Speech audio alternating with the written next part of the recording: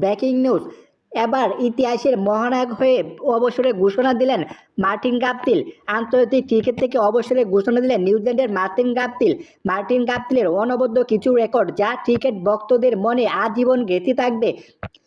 2019 world cup সেমিফাইনালে 1-2 ভেঙে দিয়েছিলেন মহেন্দ্র সিং ধোনির উইকেট। বিশ্বকাপে ফাইনালে যাওয়ার স্বপ্ন ভঙ্গ হয়েছিল ভারতীয়দের। সেই কিউ তারকা এবার নিলেন অবসর।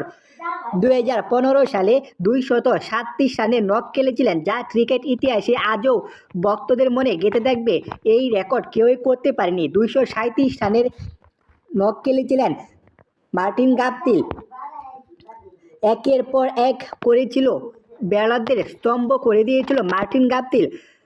টি-20তে 55 বলে 105 রান করেছিলেন মার্টিন গাপটিল, যা তার ইতিহাসের সেরা ক্যারিয়ার। মার্টিন গাপটিল যতই বড়ই সেঞ্চুরি করুক না কেন, ভারতীয়দের স্বপ্নের পথে বাধা হয়েছিলেন মার্টিন গাপটিল, যা আর আগে কোনো সময় ঘটেনি। 2019 সালে ওয়ার্ল্ড কাপ সেমিফাইনালে গাপটিলের এক লম্বা থ্রোতে স্টাম্প ভেঙে দিয়েছিলেন মহেন্দ্র সিং ধোনির। ধোনি ফেরাতে মার্টিন গাপটিলের উদযাপনে মেতে ওঠে নিউজিল্যান্ড টিম।